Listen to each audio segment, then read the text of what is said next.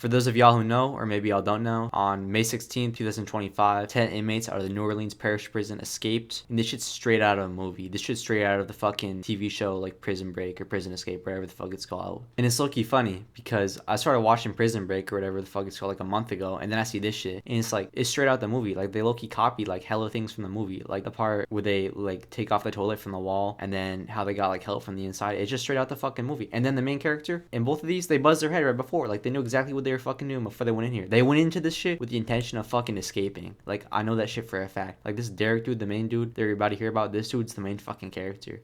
Like he must have studied this fucking TV show right before he went in here. How it started was the 10. They got up a little bit before midnight. They just walked out of their cells or some shit. Like I guess the doors were made out of fucking jello or some shit. And they went to this handicap stall. And the day before they had told the janitor that it was clogged, because then he would then turn off the water toilet, and you'll want to know why they did that in a second. But basically they got some power tools from some dirty POs or whatever, and they used the power tools to unscrew the toilet, then took the toilet off the wall, and because the guard or whatever janitor had turned off the water, there was no water bursting out everywhere, so there was no issue for them. Basically what they did is they just took the toilet off the wall, and then they didn't just escape, they mocked prison. Basically they wrote a bunch of messages like too easy, we're innocent, that shit was light on the wall, and marker, I don't know where they got a marker from. They all then went through the hole in the wall just straight out of the movie, because if y'all don't know, in Prison Break that's exactly what they do. They just take off the toilet, drill a hole in the wall, and that's basically half the escape. And that's exactly what they did. Like someone in this prison, someone in this escape must have fucking watched the TV show. Here's another thing: the main dude who organized this shit, like he literally got a buzz cut just like in the fucking TV show. Like he watched that shit right before he went in and was like, "This is exactly what I'm gonna fucking do." But yeah, basically what they did is they went through the wall, they then escaped through the loading dock, and then scaled the fence, and then just disappeared into the city of New Orleans. And to be honest, New Orleans probably didn't not get any more dangerous. You know, that shit's like pretty scary down there. And apparently the guards did not notice for 8 fucking hours. They were all out at, like getting food or something. Like they were at fucking Arby's when 8 of their fucking prisoners at a maximum security prison just like walked out. 10, my bad. But they didn't notice for 8 hours until roll call. But basically immediately after this, 3 prison guards were fired, and so was the janitor. And the janitor's basically in prison right now, and the prison's trying to put him as the scapegoat, basically saying it's all his fault and that it was all because of him that the prisoners were able to escape, which I do kind of feel bad for because maybe he didn't have any involvement, but basically his bail is set at $1 million. But he's basically Sarah Tancredi from the TV show Prison Break. Like, he's the one that helped him escape that got into much of trouble after it. Now, if you've watched Prison Escape or Break, whatever it's called, you know they have the Fox River 8. Well, this is the New Orleans Parish 10. There's 10 people that escaped, and these people are all pretty fucking interesting. So far, 8 of them have gotten caught, and there's 2 still at large. And to be honest, the 2 still at large, they're the main characters, I won't lie. But I'm gonna break down all 10 for y'all. Basically, I'm gonna go in order of how they got caught or whatever. Kendall Miles, age 21, charged with intention to conceal a weapon, introducing contraband to a prison. This guy was the first to go. Basically, he was found the next day hiding underneath a car. I mean, you know, at least he fucking tried. But the reason he got caught, and this, or part of the reason he got caught, was because right after he got out of prison, instead of like going to a different city or like fleeing the country, he logged into his Instagram account, went on Instagram Live, and flexed being free. You fresh out, huh? Fresh out of jail. Stop playing. What? Yeah. A few moments later. The government was then able to like track his phone or whatever, because obviously you don't go on fucking Instagram Live and say, yeah, I'm free, this is where I'm at, if you don't want them to come get you, you know what I'm saying? But yeah, he was the first to go, and to be honest, it's natural selection as hell. Next up, we got Robert Moody, age 22. This guy was charged with attempted second-degree murder. Fuck, my bad. Attempted second-degree battery. But he was caught the next day in a nearby neighborhood, and get this, at his own fucking house. There's an entire country, millions of places to go, and he went to the only fucking place they had on file for him. The only address, their only fucking lead on where he could possibly be. That's exactly where he went to. And get this, he went home just to change into some fucking garbage ass outfit. I mean, what the fuck is this? And you throw on this disgusting ass Bape outfit. Like, are we dead ass right now? This gotta be one of the saddest like getting caught things I've ever seen. He literally risked getting fucking caught to put on a fucking 2 out of 10 outfit. Like, shit's insane.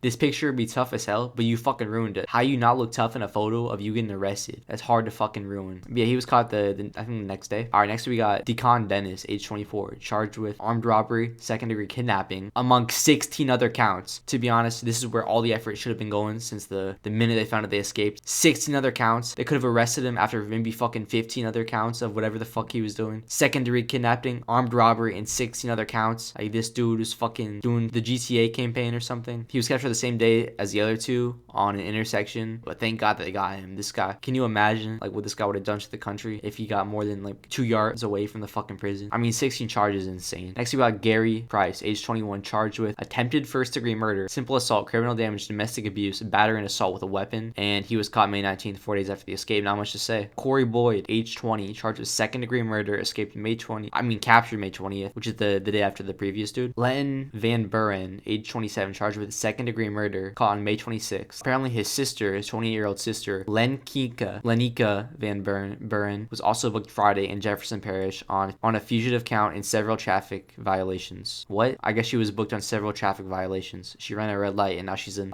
federal prison. Investigators allege that Lenton Van Buren called Lenkina Verburen and another sister from the jail the day before his escape. So I guess trying to say that like she assisted them or some shit. Next up we got Leo Tate, age 32, also charged with second-degree murder and caught on May 26th. And then we also got Jermaine Donald, age 43, also charged with second-degree murder. Damn, just a lot of fucking second-degree murders. No third, no first, just second. And these two were actually caught together, Leo Tate and Jermaine Donald. They were caught together in Texas after a long high-speed chase at like 2 a.m. So free them. Should have stolen a faster car. But yeah, that's all the ones they've gotten so far. Most of them are valid, especially they do with fucking like 18 charges. Like that's fucking insane. They should have maybe locked them up a bit tighter, you know what I'm saying? Alright, but these are the two that are still on the run as of like May 27th. 2025 when I'm recording this. First off, we got Antoni Messi, age 33, charged with domestic abuse involving strangulation along with automotive theft. The guy's nicknamed by the police Houdini, and it was allegedly one of the masterminds. This guy's fucking insane. The other people who got caught say they have confidence that he won't be caught for a while. He also broke out of a juvenile detention center in 2007 after he did some armed robbery. 2007, that's what, 18 years ago. So he was 15 when he committed armed robbery, and then he broke out of the juvenile detention center. That's fucking crazy. And this guy's still out there. Like literally all the other prisoners are saying that yeah, this dude's gone. And the fucking police call him Houdini. Houdini, he's known for escaping. Like he was like a escape artist, like a magician back in the day. And that's what he's known for. But this dude's not getting caught. I'll put some money on that. Now, Derek Groves. This guy probably is the most lore behind him. I still think that Antoine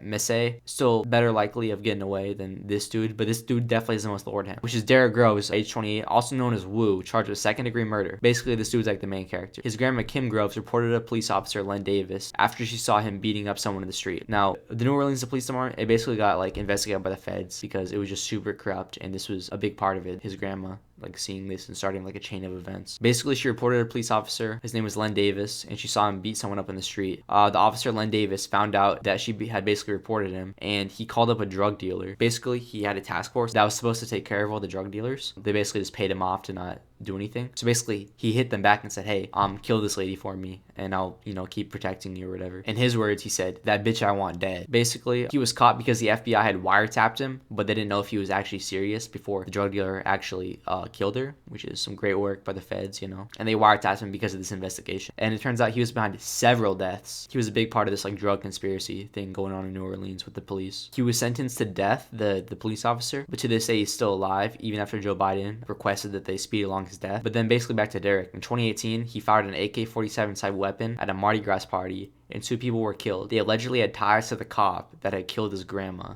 or had his grandma killed. This is some movie shit. Low-key, let me know in the Netflix documentary drop, because low-key, this shit is gonna be interesting as hell. Low-key, I'm rooting for this dude. Lock up that dude that has 18 charges. Like, low-key fucking, like, send him to Antarctica or some shit. But this dude right here, I know, like, he knows some shit, or he's innocent or something. I know he got framed or some shit. Like, I don't know. Like, this shit is just out of a movie or something. This dude's out for revenge. This dude's out for blood. I hope he gets, actually, I'm not gonna say that. I don't want anyone to die, but, like, I hope something happens, I hope he gets his revenge on that cop for real. But yeah, if I had to put my money on one not getting caught, because I feel like Derek Groves, he's gonna get his back in blood, his revenge, and then he's gonna get caught. Like, maybe he's gonna assassinate the cop himself, that's waiting, like, the death sentence. He's gonna speed up the fucking trial. He's gonna break into the prison and, like, stab him or some shit. But I feel like Antoni Messi, I feel like he's the one that's never gonna get caught, and, like, maybe in, like, 10 years, we're gonna, like, find him, or he's gonna end up like Amelia Earhart, where he just disappears. But I feel like Derek Groves, he's gonna be more famous. Like, right now, he's not very famous, but I feel like this prison break is gonna be known as, like, the Derek Groves, like, prison escape in, like, 10 years, because he's gonna do some, like, crazy shit or something. But yeah, that's basically it.